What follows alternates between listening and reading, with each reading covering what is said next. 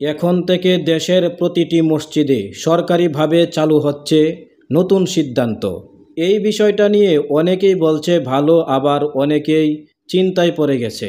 তাই চলুন বিস্তারিত জেনে নেওয়া যাক কোনটা ভালো দিক এবং কোনটা মন্দ দিক হতে পারে।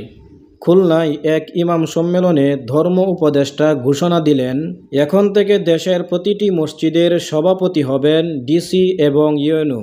এছাড়া মসজিদে ইমাম নিয়োগ এবং বরখাস্ত নীতিমালা অনুযায়ী করতে হবে, এমন বিধান রেখে মসজিদ ব্যবস্থাপনা নীতিমালা করা হচ্ছে। আগামী 1 মাসের মধ্যে গেজেট আকারে তা প্রকাশ করা হবে বলে জানিয়েছেন ধর্ম উপদেষ্টা ডক্টর আফম খালিদ হোসেন। ধর্ম উপদেষ্টা আরও বলেন, মসজিদের কাজে নিয়োজিতদের এই বছরের মধ্যেই পে স্কেল অনুযায়ী বেতন ভাতা দেওয়ার সুপারিশ করা হয়েছে। শুধু ইমাম নয়, মসজিদের কাজে যারা নিয়োজিত ইমাম, খতিব, মুয়াজ্জিন, খাদেম আরও যদি কেউ থাকে সবাইকেই এই একই নিয়মে বেতন ভাতা দেওয়া হবে। মানে কার কী পদ, তার কত টাকা বেতন হওয়া উচিত সেটা এই নিয়মে নির্ধারিত থাকবে। আরও একটি বিষয় উল্লেখ করা হয়েছে, মসজিদের ফান্ডে যথেষ্ট পরিমাণ টাকা থাকার পরেও ইমামসহ আরও অন্যান্যদেরকে কম বেতন দেওয়ার বিষয়টা মেনে নেওয়া হবে না। প্রিয় দর্শক, কি বুঝলেন? এই রোগ কিন্তু বেশিরভাগ মসজিদেই রয়েছে। মসজিদের ফান্ডে যথেষ্ট পরিমাণ টাকা থাকা সত্ত্বেও মসজিদ কর্তৃপক্ষ, এমনকি সভাপতি, ওরা এত কিপটামি করে তা বলার মতো না। যেখানে ইমামকে বেতন দেওয়ার কথা 10,000 টাকা সেখানে দিচ্ছে 5,000, যেখানে 15,000 টাকা দেওয়ার কথা সেখানে দিচ্ছে 10,000, 8,000 এরকম।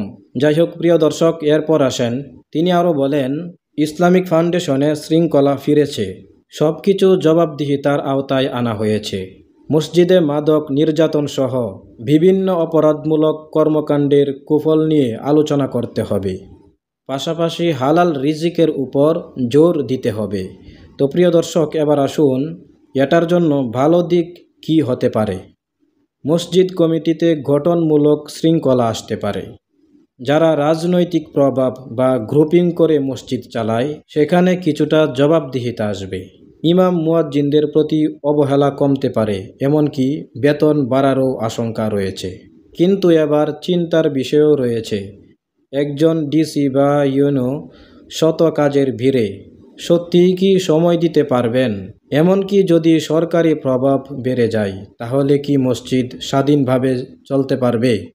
একজন ভাই কমেন্ট করেছেন, ঠিক আছে মানলাম ভালো হবে, কিন্তু একটা কথা আছে, তাহলে মসজিদ নির্মাণ করতে হবে সরকারি অর্থায়নে এবং মসজিদের ইমাম নির্বাচন এবং ইমামের বেতন, মুয়াজ্জিনের বেতন সরকারিভাবে দিতে হবে। প্রাইমারি স্কুল যদি সরকারি টাকায় চলে তাহলে মসজিদ চলতে সমস্যা কোথায়? তো প্রিয় দর্শক, এই বিষয়টা নিয়ে আপনি কি ভাবছেন এবং সেটা কিভাবে দেখছেন অবশ্যই কমেন্টে লিখে জানিয়ে দিন। আর ভিডিওটি ভালো লাগলে একটি লাইক দিয়ে শেয়ার করে সবাইকে দেখার সুযোগ করে দিন। ভিডিওটি এই পর্যন্তই। আল্লাহ হাফেজ।